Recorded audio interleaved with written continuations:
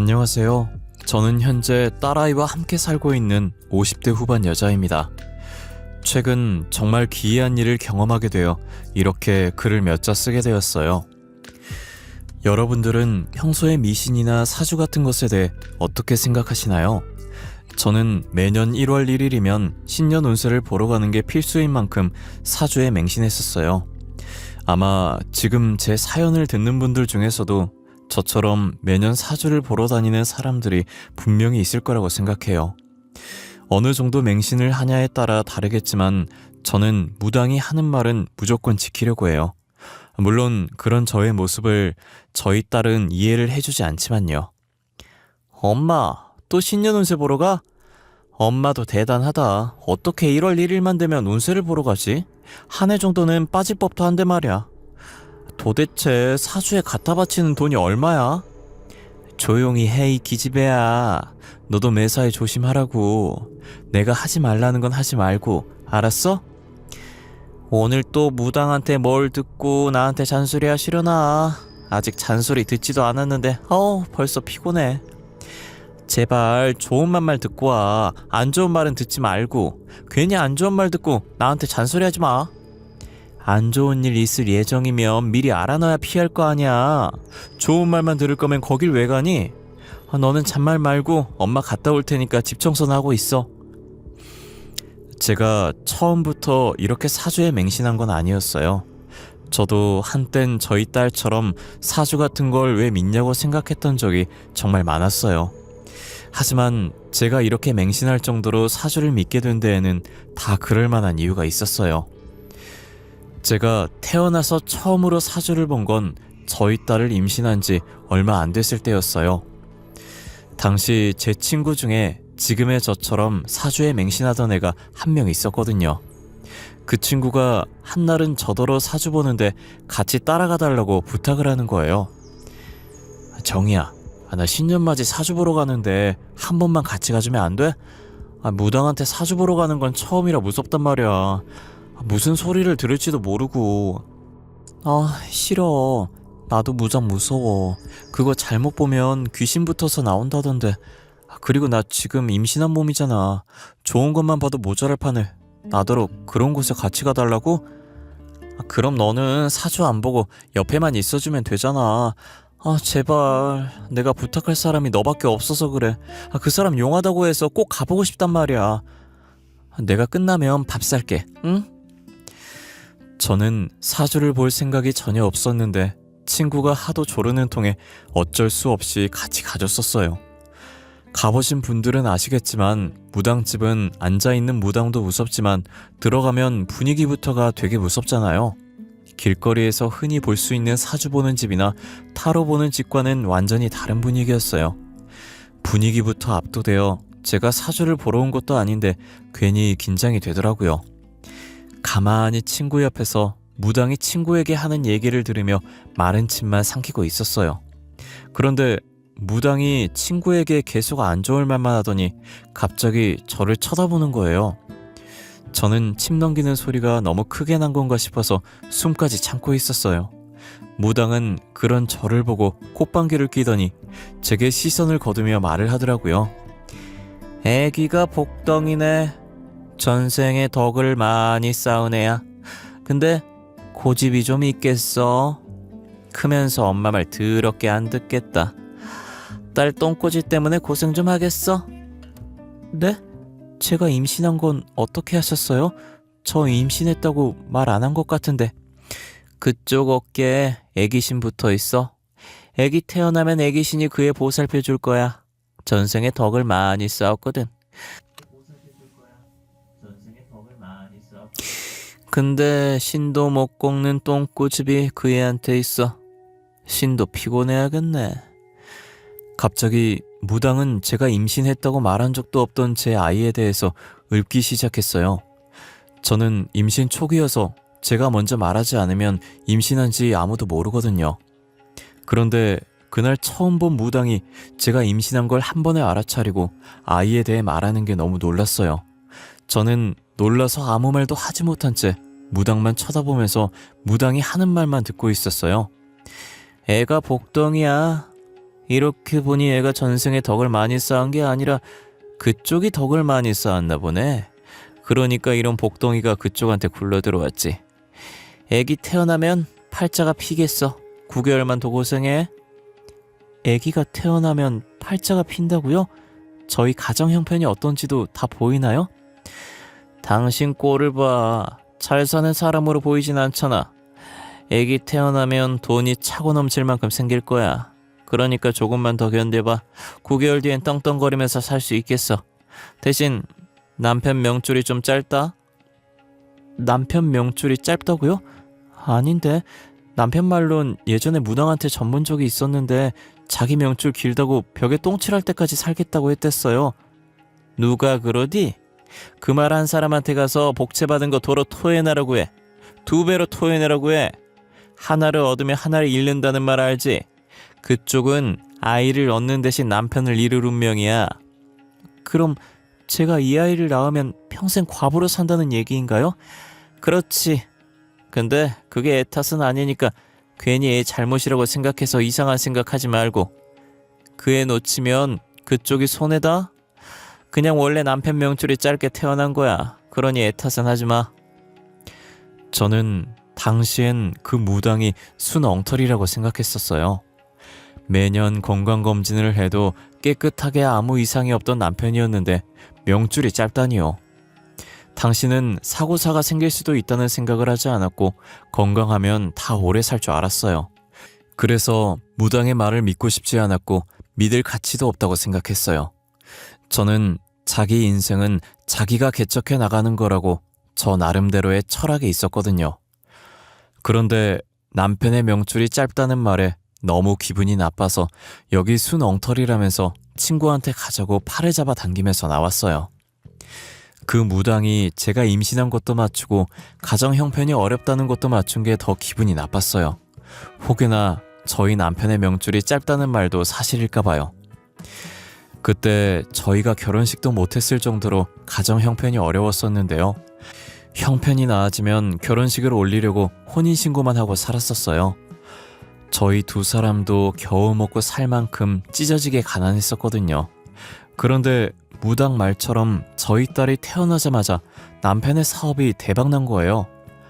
여보, 우리 이제 고생 끝났어. 더 이상 이런 집 안 살아도 돼. 추운 곳에서 안 떨어도 된다고. 우리도 이제 집이 생기는 거야. 그게 무슨 말이야? 우리가 집이 생기다니. 내가 알아듣게 쉽게 말해봐봐. 내가 당신 몰래 부모님 사망보험금으로 사업을 하나 시작했는데 그게 대박이 났어. 지금 여기저기서 투자하겠다고 난리도 아니야. 이제 이 단칸방 생활도 오늘부로 끝이라고. 남편은 저 몰래 시부모님 사망보험금 넣어둔 통장을 가지고 가 사업을 하고 있었고 저희 딸이 태어난 지 이틀 후 거짓말같이 사업이 대박난 거예요. 저는 엄청 기뻐하다가 갑자기 그 무당이 생각이 나서 사색이 되었어요. 그렇다는 것은 정말 저희 남편의 명줄이 짧을 수도 있다는 것이잖아요. 저는 이게 우연의 일치인지 진짜 무당의 말대로 된 것인지 확인하고 싶어서 다시 찾아간 적이 있었어요. 이번엔 남편이랑 같이 갔었는데 저를 보자마자 다시 올 줄 알았다는 듯 기분 나쁘게 살짝 웃더라고요. 얼굴이 저번보다 많이 좋아졌네. 그때는 나한테 순 엉터리라고 하더니 왜 다시 찾아왔대?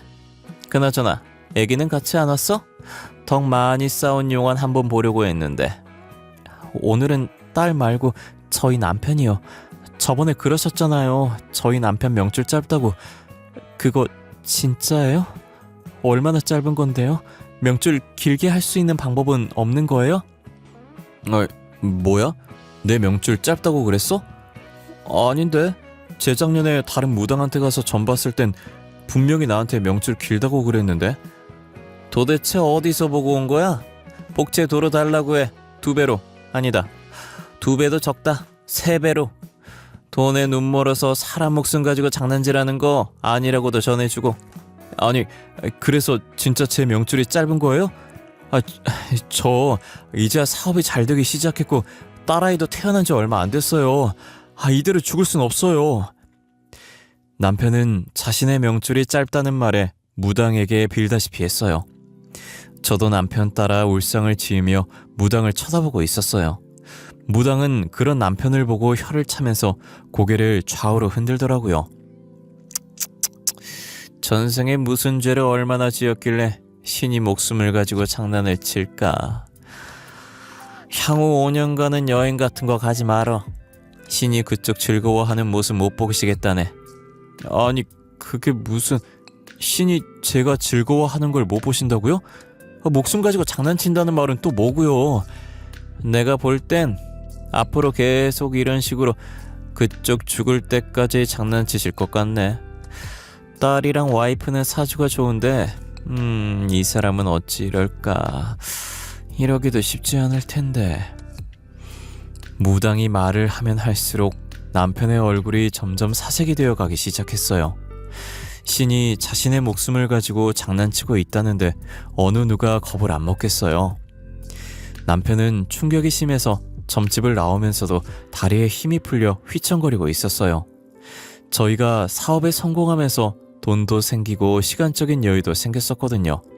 그래서 원래 미뤘던 신혼여행을 가기로 했었는데 저 말을 들으니 못 가겠는 거예요. 결국 저희는 모든 여행 일정을 다 취소하고 남편은 회사 일에만 열중하기로 했어요.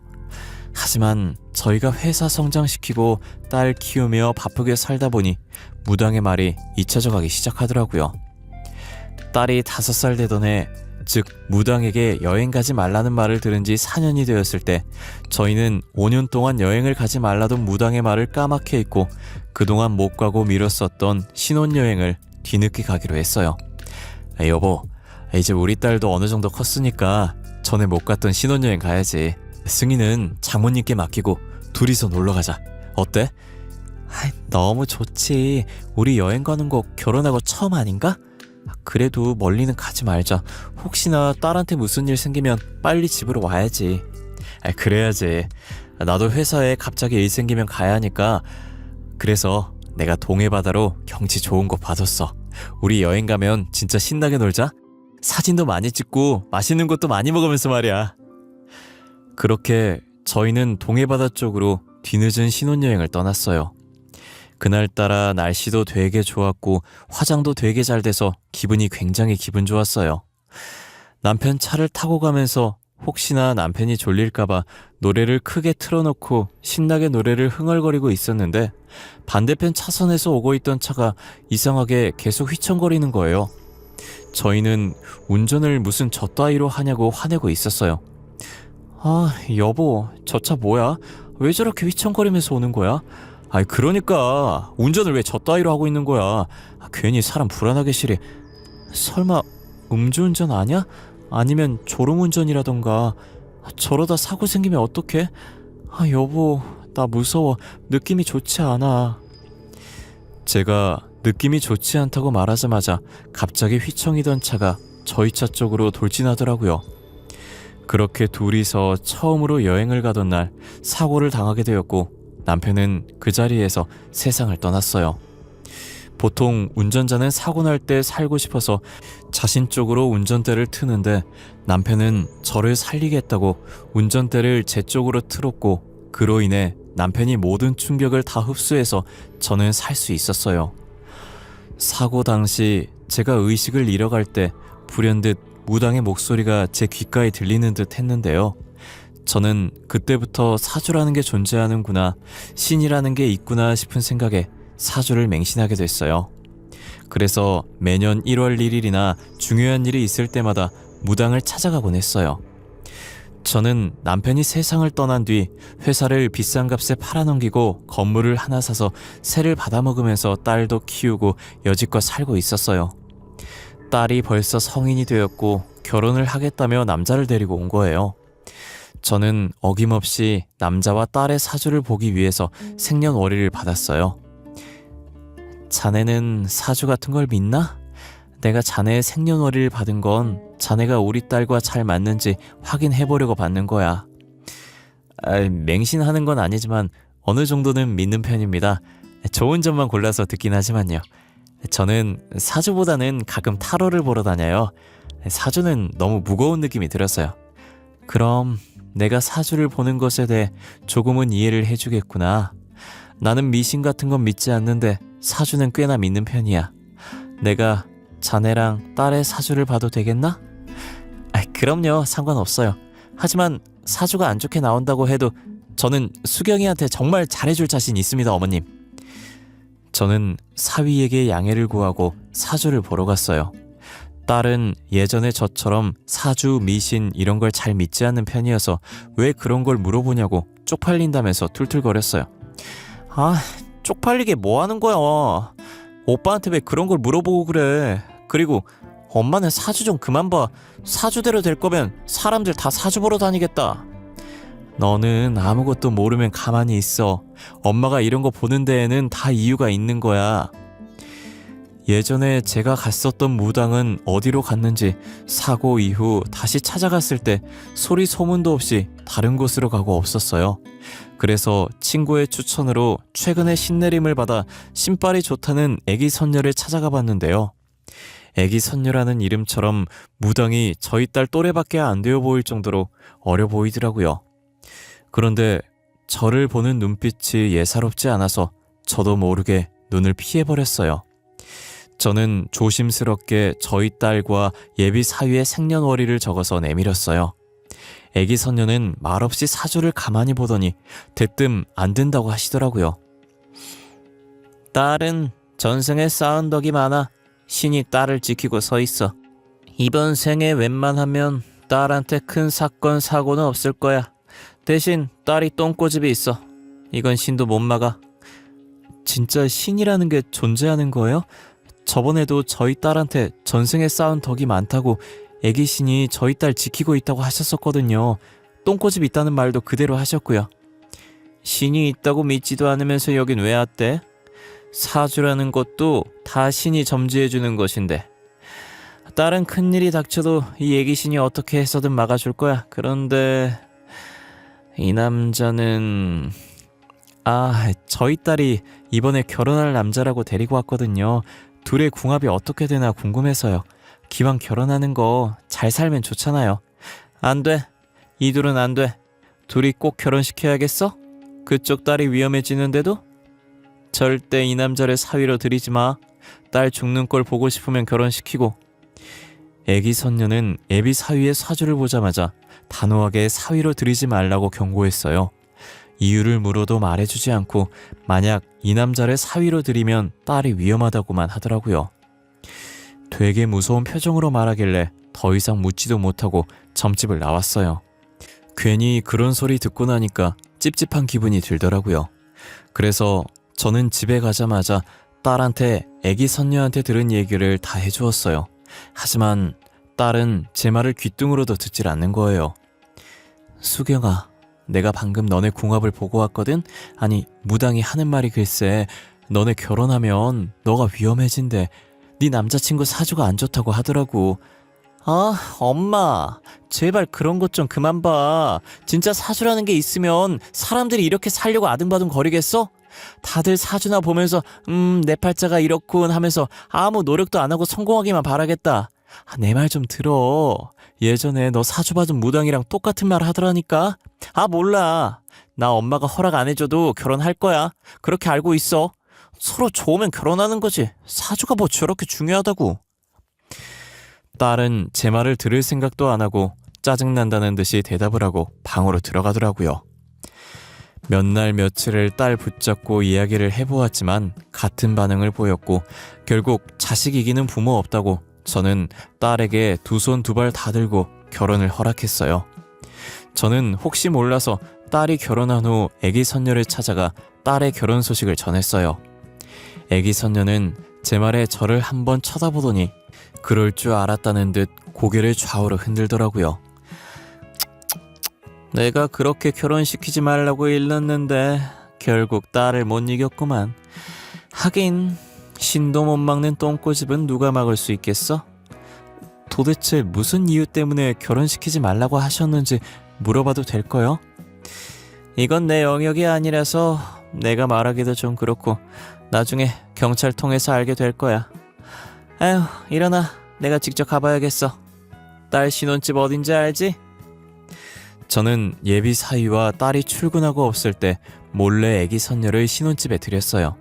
제가 반찬을 가져다 준다고 비밀번호를 물어본 적이 있어서 손쉽게 집에 들어올 수 있었어요.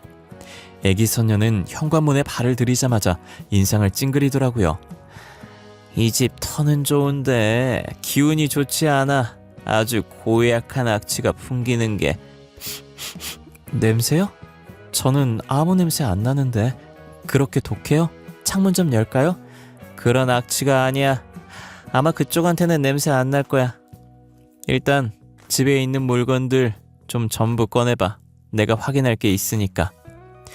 저는 애기 선녀가 시키는 대로 집안의 물건을 하나둘씩 꺼내기 시작했어요. 제가 물건 꺼내는 걸 가만히 있어서 쳐다보더라고요. 그런데 자신이 찾는 물건이 없는지 집안을 대충 눈으로 훑어보다가 갑자기 안방으로 들어가는 거예요. 순식간에 안방으로 들어가 버려서 저도 물건 꺼내는 걸 멈추고 뒤따라 안방으로 들어갔어요. 그러더니 안방에 딸린 옷방에 들어가서는 걸려있던 옷들을 막 뒤지기 시작하더라고요. 그리고는 딸의 보석함을 손가락으로 가리키면서 저한테 열어보라고 했어요. 저기 저 옷 사이에 있는 보석함 보이지? 저것 좀 열어봐. 남의 물건인데 내가 막 만질 순 없으니까 그쪽이 열어봐. 이거 딸이 사위한테 결혼 반지로 받은 반지인데 무슨 문제 있어요? 그 반지 갖다 버려. 안 그러면 그쪽 딸 진짜 위험해지니까. 어디서 이런 물건을 주워와서 결혼 반지라고 바친 거야? 애기 선녀는 딸의 결혼 반지를 보자마자 단칼에 버리라고 했고 저는 알겠다고 하고 반지를 애기 선녀에게 맡겼어요. 애기 선녀는 제가 건넨 결혼 반지를 보더니 혀를 차면서 신혼집을 나갔어요. 저는 혹시나 딸이 결혼 반지를 찾을까봐 미리 알려줬어요. 수경아, 바쁘니? 일하는데 전화해서 미안한데 네 결혼 반지 말이야. 무당에 안 좋은 기운 느껴진다고 해서 버렸거든? 혹시나 찾을까봐 미리 말해주려고. 아, 엄마! 결혼 반지를 왜 버려? 다른 반지도 아니고 결혼 반지를... 당장 다시 찾아와. 그놈의 무당인지 뭔지도 그만 찾아가고 반지 찾을 때까지 내 얼굴 볼 생각 하지 마. 저희는 결혼 반지 때문에 대판 싸우고 사이가 서먹서먹해졌어요. 하루에 한 번씩 전화해서 안부 인사는 했었는데 서로 전화도 안 할 정도로 사이가 멀어졌어요. 그러다 며칠 뒤 오랜만에 딸한테 연락이 온 거예요. 엄마, 어떡해? 우리 신랑 방금 경찰한테 잡혀갔어. 상습범이라고 하면서 데리고 갔는데 지금 이게 뭐가 뭔지 잘 모르겠어. 엄마, 경찰서로 올 수 있어? 엄마가 바로 갈게. 먼저 경찰서 가 있어. 금방 갈 테니까. 저는 딸의 말에 너무 놀라서 옷도 제대로 입지도 않고 신발도 대충 슬리퍼를 신고 경찰서로 향했어요. 딸은 무서운지 들어가지도 못하고 경찰서 앞에서 발을 동동 굴리며 저를 기다리고 있더라고요. 떨고 있는 딸의 손을 잡고 심호흡을 한 번 한 뒤에 경찰서 안으로 발을 들였어요. 사위는 경찰 앞에 앉아서 진술을 하고 있었고 피해자로 보이는 사람들이 사위 옆에 서서 삿대질을 하며 소리를 지르고 있었어요. 지나가던 경찰을 붙잡고 물으니 사위가 절도범이라는 거예요. 저기 형사님, 저기 있는 사람이 저희 사위인데 저희 사위가 왜 여기에 잡혀온 건가요? 아, 저 녀석이요? 저희가 몇 달이나 쫓고 있던 상습 절도범이에요. 저희가 저 녀석 잡는다고 얼마나 골머리 썩었는지. 알고 보니 사위는 시골에서 빈 전원주택 위주로 절도를 하고 다니는 상습 절도범이었고 딸에게 결혼 반지로 줬던 그 반지도 다른 집 거 훔쳐다가 준 것이었어요. 저는 애기 선녀가 분명 딸과 사위를 결혼시키지 말라고 신신당부했었는데 제가 더 강하게 뜯어말리지 못한 게 너무 후회가 됐어요. 저는 애기 선녀를 다시 찾아갔고 애기 선녀는 저를 힐끔 보더니 앉으라고 하더라고요. 마치 다 알고 있다는 듯이 일이 터졌냐고 물어보는 거예요. 얼굴 보니 일이 터졌구만. 그래, 그쪽 사위가 어떤 사람이던. 상습 절도범이더라고요. 그때 선녀님께서 가져가신 반지도 다른 집에서 훔친 반지였어요. 아니, 어떻게 훔친 반지를 결혼 반지라고 줄 수 있는 거죠? 그 반지 그쪽 딸이 들고 있었으면 딸도 같이 피해봤을 수도 있었어. 내가 반지 가지고 간 덕분에 딸한테까지는 큰 피해가 가지 않았던 거지. 도대체 그 반지가 뭐예요? 누구 반지길래 그러신 거예요? 반지 원래 주인이 죽었어. 그 반지가 있던 집이 사고사로 가족 전원이 죽었거든. 아주 원한이 많이 깃들린 반지인 거지. 그쪽 사위가 그 반지를 훔쳐와서 딸한테 준 거야. 선녀님은 어떻게 하셨어요? 그런 것도 신이 다 말해주는 거예요? 아닌데? 그건 귀신이 말해줬는데? 내가 그날 집에서 고약한 악취가 난다고 하지 않았나? 그게 귀신 냄새야. 그래서 그쪽은 못 맞는 냄새라고 했던 거고, 귀신은 내가 원한 풀어주고 위로 잘 보내줬어. 그냥 그쪽이 걱정할까봐. 감사해요, 선녀님. 그래도 선녀님 덕분에 저희 딸이 무사할 수 있었어요. 원래 내가 하는 일이 이런 건데 고마워할 것까지야. 딸한테 고집 좀 그만 부리라고 해. 나중에 신도 피곤해서 도망갈라. 딸 걱정은 하지마. 나중에 재혼은 잘할 거야. 제가 울상으로 있자 애기 선녀는 딸 걱정하지 말라면서 저를 위로했어요.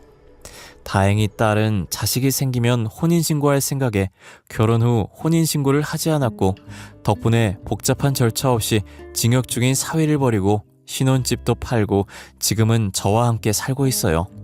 딸은 부모 말 들어서 안 좋을 거 없다며 제가 하지 말라는 건 최대한 안 하려고 노력하고 있어요. 옛말에 부모님 말 들으면 자다가 너 떡 하나가 더 생긴다고. 이젠 엄마가 하지 말라는 건 절대 안 할 거야. 그렇다고 사주를 믿는 건 아니지만 엄마 말 들어서 안 좋을 건 없으니까. 아휴, 그래 이 녀석아. 내가 괜히 딸 잘못되게 하려고 그랬겠어? 다 너 잘 되라고, 우리 딸 잘 되라는 마음에서 하지 말라고 하는 거지.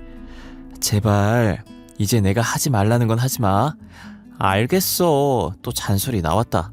이젠 엄마가 하지 말라는 건 안 할게. 됐지? 딸은 전 사위가 줬던 선물들을 진작에 다 버렸고, 혹시나 자기가 가지고 있던 물건들 중에서도 조금이라도 전 사위와 관련이 있었던 물건들이면 과감하게 버렸어요. 저는 혹시나 전 사위 때문에 상처를 받고 다시는 결혼을 안 한다고 하면 어떡하나 걱정했는데, 다행히 딸이 전 사위의 흔적을 말끔히 없앤 후에 새 출발을 했어요. 딸은 자신이 이혼했다는 사실을 말했음에도 사랑해준 남자라며 제게 소개해줬고, 저는 보자마자 이 남자다라는 느낌이 들었어요. 어김없이 남자의 생년월일을 받아줬고 애기 선녀를 다시 한번 찾아갔어요. 이번에 저희 딸이 재혼을 하게 돼서 두 사람 궁합 좀 보려고 왔어요. 자기도 궁합 좋은 걸 알고 있는 것 같구만. 굳이 왜 나를 찾아왔어? 어떻게 알았어요? 느낌이 좋긴 했는데 그래도 확인받고 싶어서 왔죠. 두 사람 궁합이 그렇게 좋은가요? 뭐 조심해야 할 건 따로 없고요. 굳이 자세히 안 봐도 천생연분이네. 신이 붉은 실로 이어준 짝이야. 딸이 처음엔 실패했어도 두 번째는 남자 제대로 잘 데리고 왔네. 천생연분이라는 애기 선녀의 말에 저는 신이 나서 애기 선녀의 손을 잡고 진짜냐며 소리를 질렀어요. 애기 선녀는 제 반응을 보고 그렇게 좋냐면서 혀를 차더라고요. 저는 이제 죽어도 여한이 없다고 진짜 감사하다면서 점집을 나왔어요. 딸은 또 점집 갔다 왔다고 툴툴거렸지만 천생연분이라는 말에 내심 좋았는지 한동안 올라간 입꼬리를 내리질 못하더라고요. 그렇게 무당 말을 믿고 저희는 상견례를 했고 현재는 딸의 결혼식 날만 기다리고 있어요. 다행히 딸의 시부모 될 분들도 다 좋은 분이라 철부지 저희 딸을 믿고 맡길 수 있겠더라고요. 그리고 딸한테 저보다 더 잘해주면 잘해줬지 못해주지 않을 분들 같았어요. 제가 보이지 않을 때도 딸이 충분히 사랑받는 것 같아 보였거든요. 딸은 집에 오면 예비 시부모님이랑 남자친구 얘기밖에 하지 않아요. 특히 시어머니 될 사람이 딸을 굉장히 이뻐하는 것 같더라고요. 홀어머니 밑에서 이렇게 훌륭하게 커져서 고맙다고, 저한테도 그동안 혼자서 키우느라 수고 많으셨다고 전해달라고 했다더라고요. 상견례 때도 느꼈었지만 예비사위 집안은 사람 됨됨이가 된 집안 같았어요.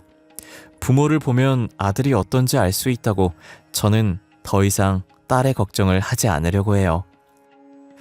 지금까지 제 이야기 들어주셔서 감사합니다.